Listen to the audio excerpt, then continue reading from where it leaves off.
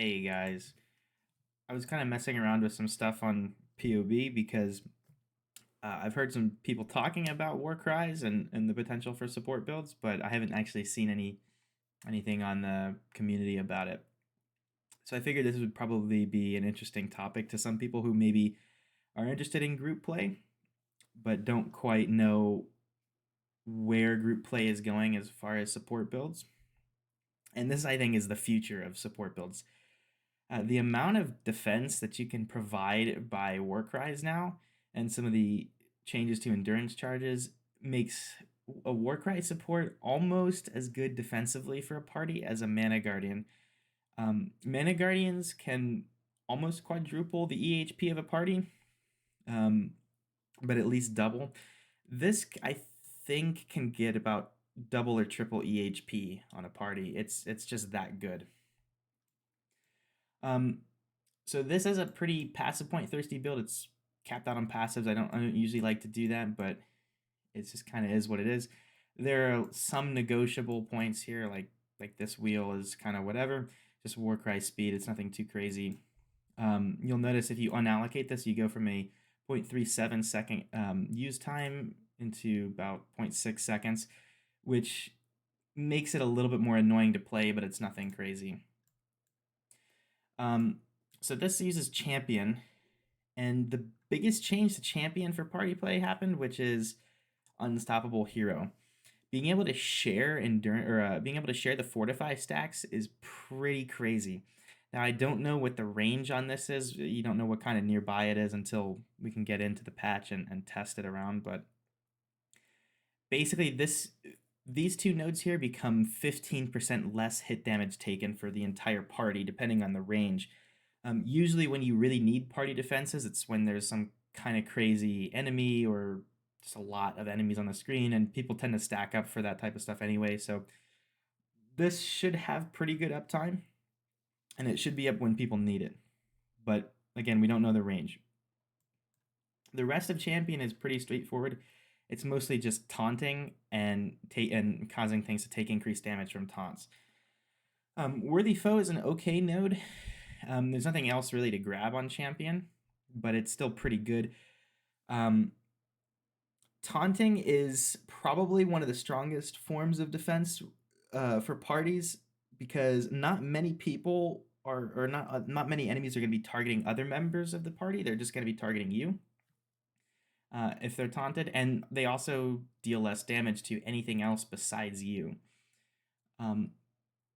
So it's not crazy, but it's a pretty sizable amount of defense. 20% DR on top of another 15% is pretty sizable.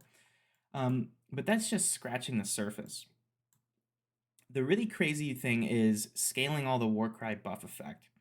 So you can get to about 130%, but we only have 110% for a very important reason we'll get into later.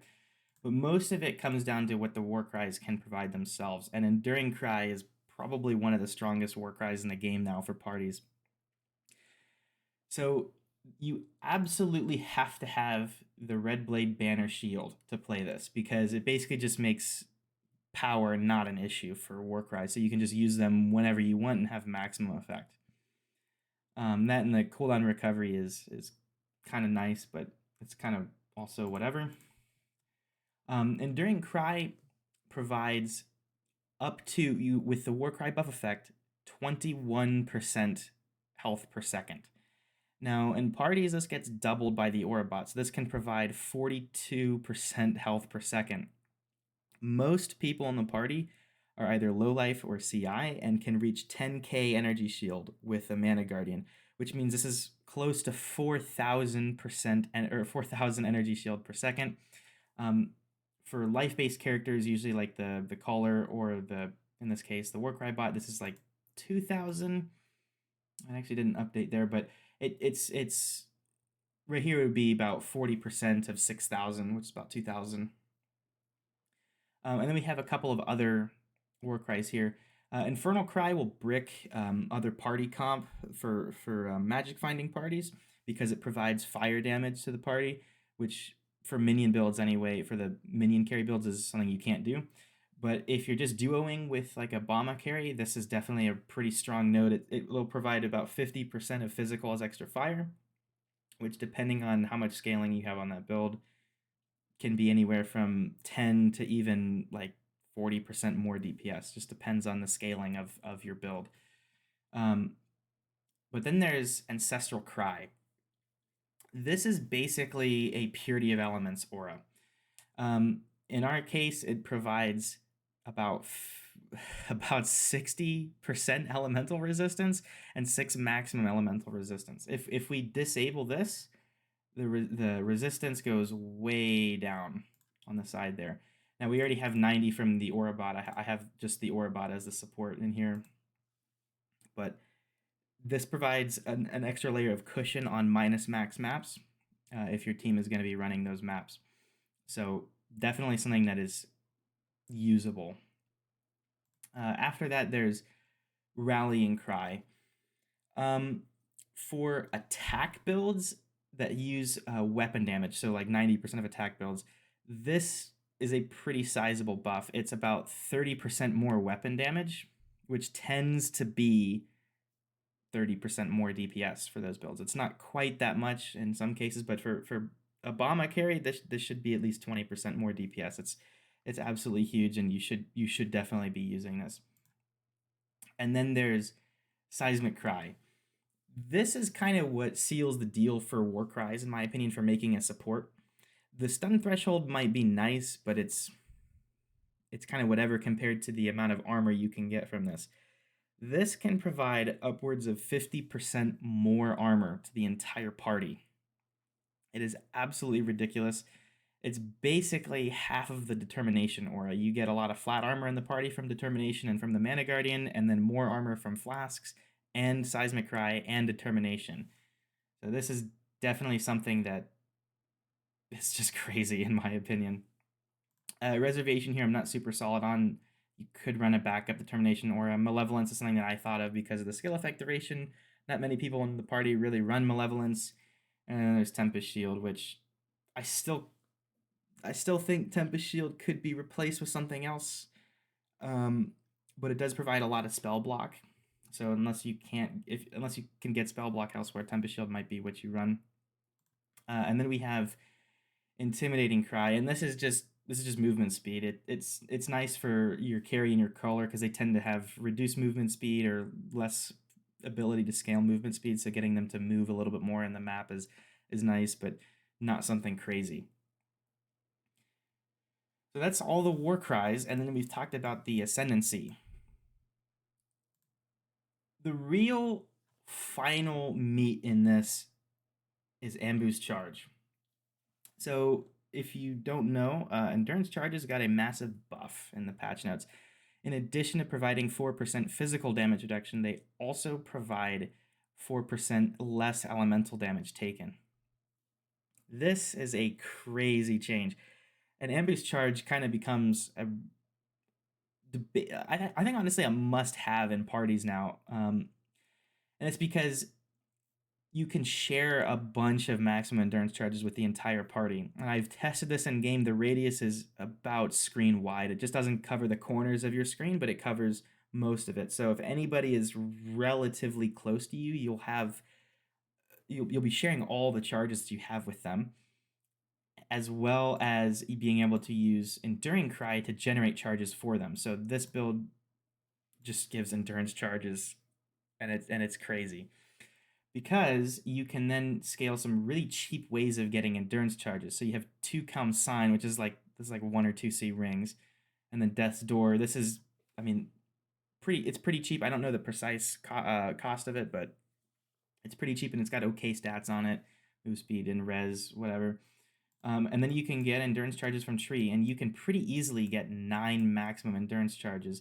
You can get like 11 or 12. You can use the Maven Belt, but that kind of bricks the charges for you. And there's also a Sublime Vision that'll give you 1 max endurance charge, but then you can't run Malevolence or whatever. But with 9 max endurance charges in the entire party, you're looking at 36% physical damage reduction and 36% less elemental damage taken. which is absolutely crazy. Most people in the party are CI, so they don't have to worry about chaos damage. And if they're not CI, it's usually not too bad to get chaos capped. And in my opinion, there's not a huge difference between CI and chaos capped specifically for chaos damage taken. There's other reasons CI can be really strong, but specifically for chaos damage taken, if you're capped on chaos res and have a reasonable amount of health, it's usually not that big of a deal. And out of the really scary damage types in the game, which tend to be infrequent but big LE hits and very, very, very small but fast physical hits, this does absolute wonders for mitigating those. As for the damage that you provide in the party, it's enough to make it considerable for damage, but it's nothing crazy for damage. This is mostly defensive. But because of that, I think it takes the cake for probably the third support that you add into the party after Mana Guardian.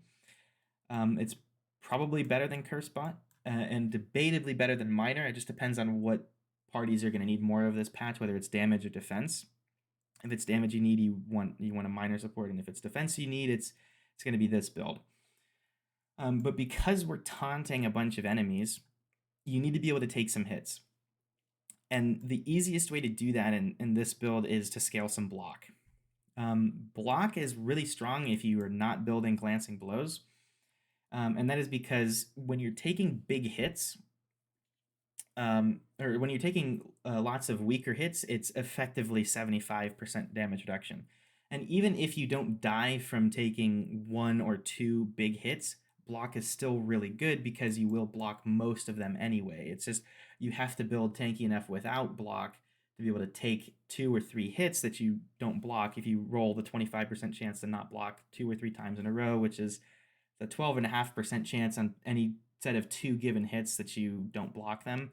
And then it becomes like a 4% chance or something on a set of 3 hits that you don't block them, which is frequent enough that you do need to be able to take some hits, but on average, block is really, really strong, especially spell block. And that gets us to, with just the aura support, about 2 million EHP. And then some other problems end up becoming like stuns. So you just have this type of flask, stun and phasing, so that you can actually escape when all the enemies are around you and you need to move, and then stun just so that you aren't always getting like interrupted when you're trying to Warcry, which takes us all the way back to the Warcries. How do you maintain all these Warcries? Well, I didn't see anything in the patch notes that made it so that Warcries share their cooldown, and they don't already share their cooldown in the current update of PoE. So it's likely that they're not going to be sharing their cooldown. But even if they are, it's most likely okay, because we only have 5 or 6 Warcries in this build with a 3-second cooldown and an 18-second duration. So even if you have to Warcry 6 times, you can still make it in 18 seconds. It's really hard to, and it makes this keystone down here more interesting to use. But you should be able to just use 5 or 6 of them in the span of 1 or 2 seconds, and then be able to run around for 18 seconds and pick up items or keep up with the party. This keystone really only makes the build more convenient to play, but it makes it harder to play. It's usable if you have enough investment into the character that you don't need a lot of the defenses from the build. So there are other ways to generate endurance charges. There's a small cluster jewel node that'll do an okay job giving you endurance charges. But really, I don't think this is worth it, mostly because you can get enough sustain on them anyway without too much fuss. Really, the awkward thing is trying to go all the way up to here to grab more duration mastery. And even this, if Warcries don't share their cooldown, it's debatable if you want to use this. It's just Constitution and then an extra little bit of utility so you don't have to press the buttons as frequently. Now, being life-based in a party is a little bit troublesome. Basically, parties provide so much energy shield through the Warcrybot and the Mana Guardian that if you can build into energy shield, you really need to. This build is so far away from CI or any other way to build pure energy shield that it's just not really doable. So the best way to build energy shield recovery for this build is going to be divine shield, and then there's also this mastery here. Recover 5% of physical damage over 1 second when you take physical damage from an enemy hit. This mastery is pretty strong because if you get hit 20 times in that 1 second, you'll recover your entire energy shield pool. Obviously, you only get hit like 3 or 4 times in that small window, but it still helps. So you might be able to drop some like a point or two here and there to pick that up, but Divine Shield will really help. And then there's just the party's Vol Discipline aura. So there's some gem space left in this build. There's like your shield and one here, so you put in a Vol Discipline, and everybody else in the party has a Vol Discipline, and that should be pretty good for keeping up your energy shield. Now the health here is about 6k. 6k is like enough. It's not anything crazy, but it's enough to make the build work. And this is not considering the increased life rolls that you're going to have in game. So like the gloves have a T1 roll. I think this is like a T3 life roll. With the increased life mods on items in game on the next patch, you should be at like 6.5 thousand health. You really should have enough health to make this work. If Defiance of Destiny is cheap next league because of the nerf, you could debatably run it on this build, but then you run into some attribute problems, and then you have to get Chaos Resist elsewhere, but it's kind of whatever. This is just something that I thought would be pretty strong. The last thing that I really need to talk about are some jewels. So we're so passive starved that I didn't even take these jewels, but basically there's 3 cluster jewel notables that are pretty reasonable to run. Lead by example is okay. There are a lot of other ways to give the entire party onslaught. Running a silver flask on the Guardian is one way. This is another way. I think it's a pretty reasonable way to do it. It might help with some silver flask downtime issues, or maybe you don't have to run it on the Guardian anymore. You should be able to Warcry every 4 seconds, no problem. This is your best way to apply Intimidate. You don't have to hit anything to apply it, you just Warcry. And your range on Warcries is so big that everything on the screen will be intimidated, and this goes really well with some of the Intimidate stuff on with some of the Intimidate stuff on Champion. So after that we have Warning Call. This is probably one of the dumbest things in the entire game with this shield, with the infinite Warcry power shield. This is basically for 8 seconds after you use any Warcry, you'll have 100% increased armor. And this is part of why the build is so tanky. This is part of why we have almost 170,000 armor. Without the Warcrybot, you still have 32,000 armor, which is pretty good. It's not insane, but it's pretty good. With this character, this is 100% increased armor. Dropping it is 60k armor, almost. So with the increased armor from Tree and this, and then from your flask, you're sitting at almost 400% increased armor, which is absolutely ridiculous. There's just nothing that's gonna rival this in terms of physical damage reduction in the party. Like the Mana Guardian might, with all the armor that you get from Memory Vault, but this will be the source of the endurance charges that really allows armor to come online. And if you want to see how much armor you should have with a Mana Guardian, usually Mana Guardians will provide about 3.5 thousand armor on a budget. So you should have 250,000 armor, which is, yeah, it's nuts, for lack of a better word. I have the config tab here set to be somewhat specific. You do have endurance charges. You do have a bunch of flasks active. It's something crazy. But yeah,